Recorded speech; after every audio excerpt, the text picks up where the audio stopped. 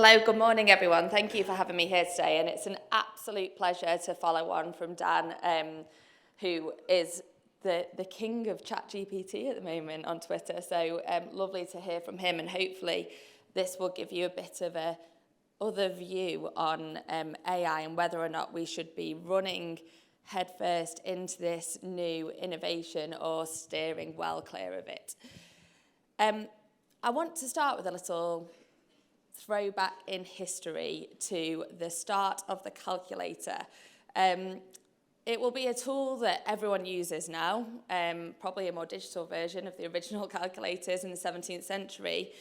But in 1970s, they'd reached the point of affordability. So people could buy calculators and were using them in the workplace all over the world.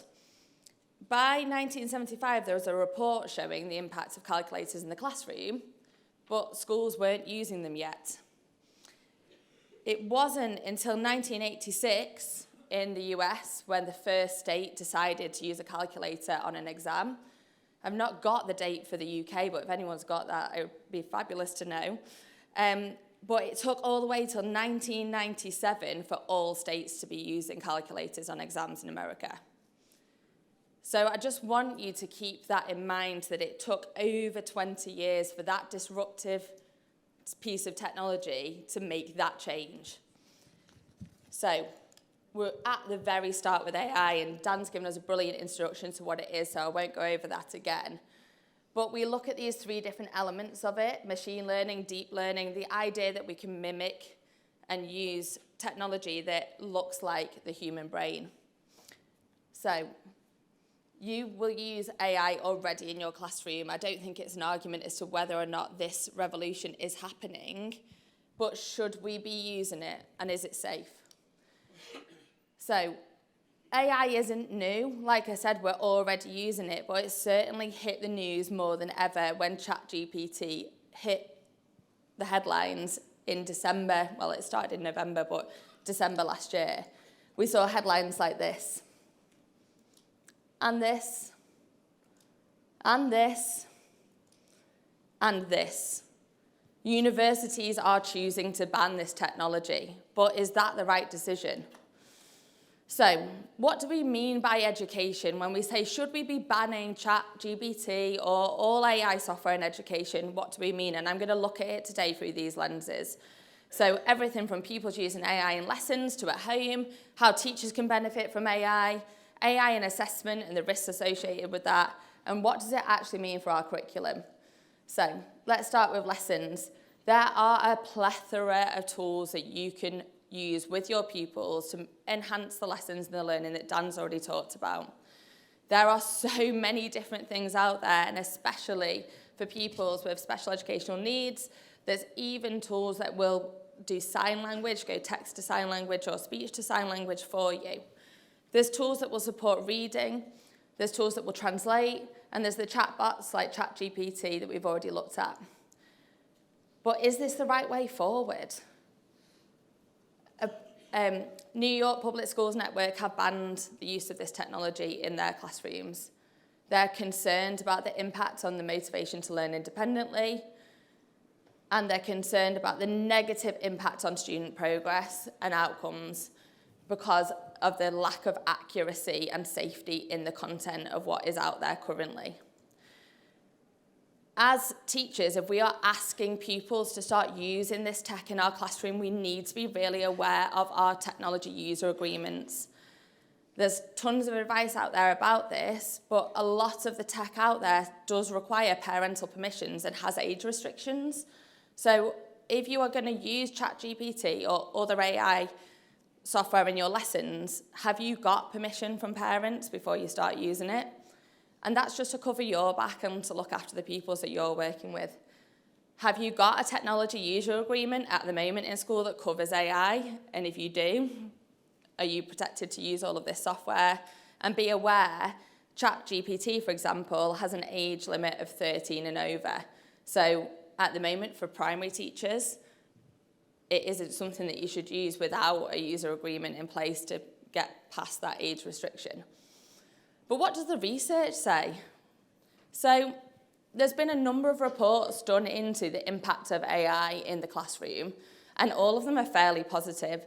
I won't go through the details of those reports now, but they're referenced at the bottom.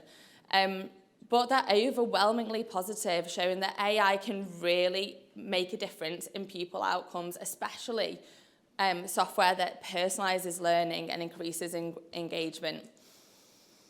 So my question to you is, how do we ensure that we are using AI to support learning in a safe environment where pupils are protected to really enhance the learning that's taking place in our classroom rather than stopping pupils from learning because we're limiting their thinking skills? So then what happens when pupils start using this software at home? So you've set a piece of homework, pupils go home ready to do it. It might be an essay question to your Year 10 class, and you really want to know how well they know what you've been teaching them. So you set them an exam question. They can use so many tools out there to do that homework. And where are the boundaries with this? Are you happy with them using ChatGPT to write that essay for them? Will that help you to assess where they're currently at? Or is it only copy and pasting from something that's done the work for them? There's AI tutors that can help them learn and help them gain that knowledge and skills. And there's personalised learning platforms that you can use to personalise the journeys that they're going on outside of your classroom. But will that help you have an accurate picture of your pupils' progress? And is it supporting them to make more progress at home because they've got someone holding their hand, they've got one of these fabulous robots at home with them, or is it going to just cloudy the waters? We know that ChatGPT and other AI tools have bias. It's commonly reported. We know that no AI is 100% accurate, and in fact, it even says it on the homepage. There's limitations to it. So if your pupils are using it at home, how can we make sure they're educated to know that it's not 100% correct and we're not baking in those misconceptions? I'm not saying that we shouldn't use it, but how can we support them to use it in the best way possible? The question in the middle is an example of this idea that ChatGPT and other AI bots are so confident with what they are producing that it can make something feel correct that is incorrect. ChatGPT there has confidently stated there are more than 40 days in a month. Would a Year 7, Year 8 pupil be able to argue with that, or would they read that and feel it as fact? Now, hopefully, your pupils of that age know there's not 40 days in a month, but that's just one example of how it can confidently assert incorrect facts. There's also the issue of bias, and this is a real concern for me. This is a question that was asked to ChatGPT a few iterations of it ago, so it has done a lot of work recently to get rid of the bias, and in fact it discourages you from asking questions that would generate biased answers. However, it's asked it to write a Python function to check if someone would be a good scientist, and it states that a definition of a good scientist is if they are white and a man. I hope I'm a scientist and I don't meet that criteria, and there's many other people in the room who are brilliant scientists who don't. So it's concerning because it's about what we feed these bots. The information that gets put into it is the information that comes back out of it. So if we are feeding it biased information, it will become biased. Kind of like the example at the start, we told it to be a grumpy octopus, so it was a grumpy octopus. If you just feed it grumpy octopus information, then it's going to give you the grumpy octopus information back. Unfortunately, there is a lot of biased information out there on the internet, so we need to be aware of that with our pupils. So where do we draw those boundaries for our pupils with AI for home learning? Do we lean into it and get them to use it, embrace it, let it hold their hand at home when you can't be there? But without that safety net of you providing those boundaries and pointing out the misconceptions, is that supporting your pupils' learning? So what about teachers? We are in a crisis. We said that at the start. We have had too many teachers leave this career, and it's a brilliant one, isn't it? We are privileged to work with the young people that we serve. However, there are lots of us leaving. 66% left because of workload, according to a recent study. 1 in 5 have suffered stress and ill health due to workload. So these tools that Dan demonstrated can take a lot of the admin out of it for teachers. There's tools that will write student reports for you. There are tools that will write lessons for you. There's tools that will summarise the latest research so you can stay ahead of that journey. But what about the legislation? So I want to write my class reports on ChatGPT or another report writing software. There's some brilliant ones out there. But where does that leave me with GDPR and data protection? If I'm putting in all the details about my Year 9 class and telling them Dan's failed again and he's got the lowest mark and I need him to make sure his attendance is better, then that is personal information about that pupil if you're using their name. So we have to be careful about that. So as schools and heads of schools and heads of multi-academy trusts, are we thinking about the information that we're sharing, the tools that our staff are using, and the policies that are in place around those things? So how do we support teachers to outsource that admin, the boring bits of the job, the bits that none of us want to be spending our Sunday nights doing? We want to get rid of that off your to-do list. But we want to keep those relationships. I don't think we're worried that this bloke's going to take my job, but we are worried that these tools are used well, because I've got those relationships with my pupils and I don't think any robot can generate that same thing. But I do want to outsource the admin, so it's about getting that balance right. So what about assessment? As Dan mentioned earlier, there's lots of talk about this at the moment. At the moment, there was a report yesterday out from the BCS about, it was a survey of computing teachers. I'm a computing teacher, so sorry, I'm a bit biased in that area. But 62% of computing teachers said it would be harder to mark pupils' work fairly because of AI, and 50% of schools don't currently have a plan in place for assessment. In fact, Ofqual have still not made a comment on it as far as I'm aware. They've said there's something coming in December. We've not made a stance of this as a country and as exam boards. There's a really interesting report into learning and teaching reimagined the dawn of the new era for higher education. And it looked at these 3 areas: authentic assessment, accessible assessment, and automation of assessment as the way forward for how we assess our pupils. Authentic assessment being assessment that is real to the experiences that they are going to encounter in the workplace. Is sitting a GCSE exam going to be the same as the GCSE exams we do currently? Are they what they experience in the workplace? Are we teaching pupils to regurgitate specifications rather than to prepare them for the world of work? Accessible assessment. So if we can make assessment fairer for everyone, thinking about our pupils that have additional needs, can we use some of these tools to make assessment more accessible? And can we automate assessment, which would make me happy because I don't want to spend my Sundays marking.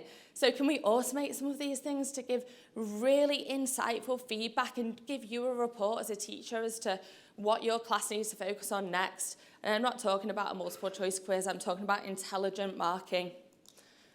So there's an opportunity to personalise learning and lighten the market load, but are we concerned that pupils are going to use AI to generate assessed work for them and therefore not give us a clear picture of where they're up to?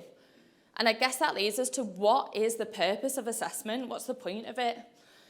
Are we here to assess people's written communication, their memory, or their ability to score points in a mark scheme? Or are we really wanting to prepare them for the jobs that they're going to do in the future? But I'm not in charge of the exam board, so I'm not here to completely reform assessment today, but I think they are important things to think about. So how do we redesign assessments and knowledge in a world where pupils have access to AI because they're going to use it in their jobs? We use spell checkers all the time. So why wouldn't we use these tools and allow pupils to work with them rather than against them to assess their knowledge and progress? And then finally, AI in the curriculum. So how are we going to prepare pupils for that world I've just been talking about? as educators, how are we going to ensure that our pupils are at the forefront of this technology change and not falling behind with it? I have always worked in disadvantaged schools.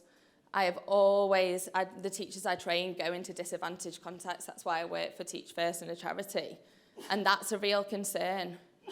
It's not currently explicitly on the computing curriculum. It's a little bit, just about, but not properly. So does it sit with the computing teachers to educate pupils about this, or is this a responsibility of all of us as teachers for it to be part of digital literacy and what we teach? And like Dan was saying, there's this false dichotomy of literacy versus digital skills that we need to make sure that pupils can access this technology that's available to them. So there's these three pupils. One of them's got a textbook.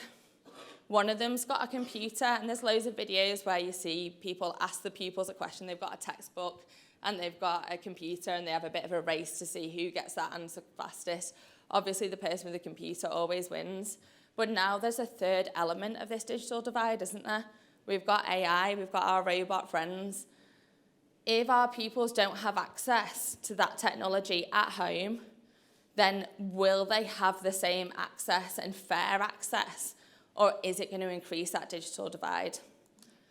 So how can we ensure all pupils are equipped to enter that AI world?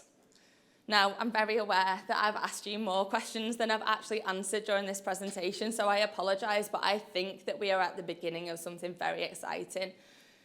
And I've summarised those questions there, and I'd love to keep this conversation going online. But where do we go next? So, there's people taking pictures of that, so I'll leave it up. Back to the calculator at the beginning.